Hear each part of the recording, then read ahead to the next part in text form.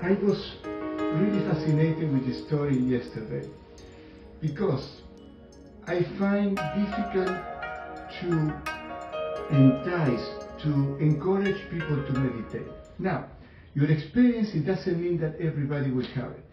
And the goal of meditation is not to have that experience.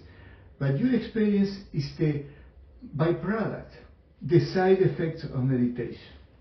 So I would love you to tell me that story because it's very, very profound. And I will share later on the pages of Paramahansa Yogananda where he tell the experience in cosmic consciousness he had. And when you mentioned something, I said, oh my goodness, this is really important. So, tell me that experience. Okay, so I always have been interested in astral projection, but I went into the meditation with whatever was necessary for me, and I went into a very deep meditation, and then all of a sudden I noticed that I was somewhat above my body, and I thought, it's interesting. My body is sleeping on the bed, but I didn't have much. It wasn't like a wow, my body's on the bed. It was like, oh, my body's on the bed. I had very little connection kind of to it, and then I started to float up, and then I thought, wow. I started to look around my room, and I could see my whole room, and I was like, So I started to move back and forth, and whilst I was moving back and forth, I kind of glanced over at my body, and I was lying there in deep meditation, and thinking, it's odd. I don't feel much for it. It's okay. I wasn't. The more interesting part of it was that I was able to see the whole room and move back and forth and fly. I call it flying, but it's not really flying. It's more like drifting, but drifting very fast. Mm-hmm. So then I thought, what can I do? Can I go through the window? Can I go to see my favorite tree? And I thought, maybe I should try. So then I literally flew through the window and flew into the backyard, and I flew into the tree. I flew to the tree, and it just almost like absorbed me into the tree.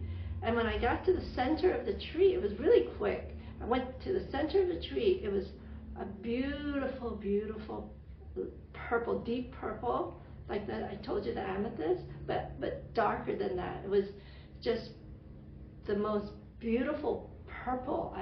I've never seen it in this world, but and it emanated this energy. This energy was like love, life, peace. It was just so beautiful. It was so nurturing that it was kind of funny. I kind of like curled up in it. I curled up in it, and I was just lying in it, and I was like, wow, this is so nice. This is so beautiful. And then I stayed there, I think, for a little while, quite a while actually. And then I thought, you know what? I've been in here for a while. I should get out. How can I get out? And then also, as I thought that moment of that thought, it was like the tree exhaled, and I just gently came out of every leaf. And this is a weeping willow, so there's many, many leaves. But it was as though every part of me, and I almost could feel it and see it. It was like the energy was coming out of each leaf, but it was me, and I was all coming out in unison out of the leaves. It was really an amazing feeling.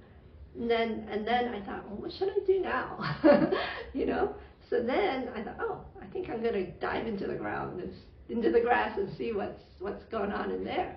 So then I just dove into the grass, went into the ground, and the most interesting thing about that was everything was alive.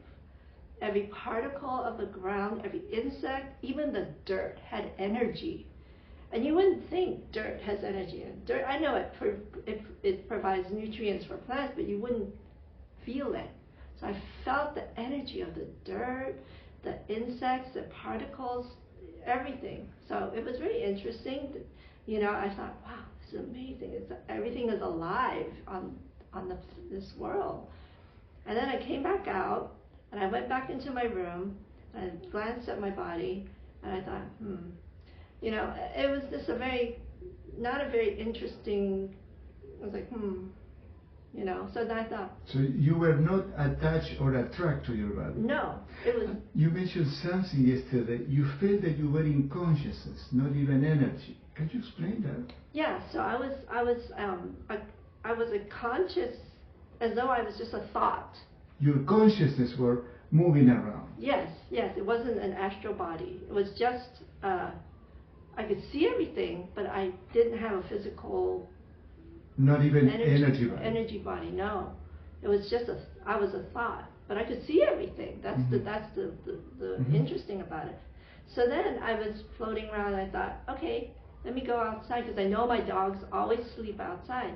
So I went up, I went through the door. That's what my question. You went through things, physical things. Yeah, I just went through the door, and there I was, and I flew through the dogs, because one dog sleeps here, one dog sleeps there. So I flew through the bigger dog and then the small dog, and as I went through them, I felt the most unconditional love that I've ever, I didn't even know it existed. This love that is so freely given by animals, and just like they hold no grudges. It's unconditional, really. And the loyalty. Loyalty. Yeah, and loyalty, but the love was just pure, like the purest form of love. So then I flew out through them, and I thought, okay, I felt like I'm almost not a pull, but like I should go back. I need to go back to my body. So then I went back into the room, and I hovered over my body. I'm looking at it, and I'm thinking, it's not very, like I had no connection to it. Like it was, as I told you, it felt like a pencil or some inanimate object in the room that I didn't really care about. And that's what surprised me, because I thought that I would have this big, oh my body, but no, I couldn't care less about it. And it was like just this body lying there in meditation, and I just like, okay, well, I guess it's time to go back in. So I flew. The way I come out was I come out through the heart chakra, and I go up, and I come out through the crown chakra. So I went back in the same way. But as I was going back in, oh, it was horrible. It was so horrible, because it felt like I was being stuffed back into a very confined, small space. And it was as though, as I said yesterday, back in the 50s when they used to have those divers with those big metal, coverings over the head, and then the thick padding on the body. That's what it felt like. I felt like I was going into a thick, dense, uncomfortable, just confining kind of small space. And I was being squished, like I was being stuffed back in, and it was so horrible. But and then I was in there, and I was very uncomfortable.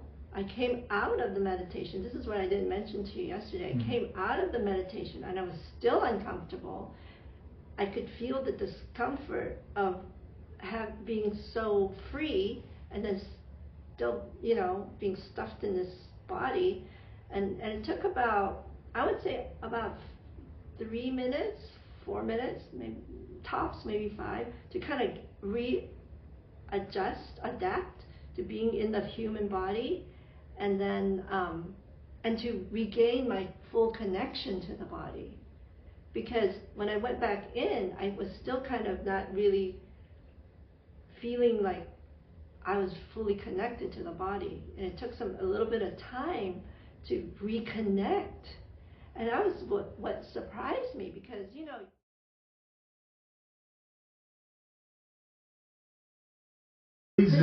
yeah, but you're not once you come out from meditation, you can come out and you're free. Exactly. You're free. So that your experience proves what I've been doing videos. Remember that first video that I sent you, that we come from the spirit.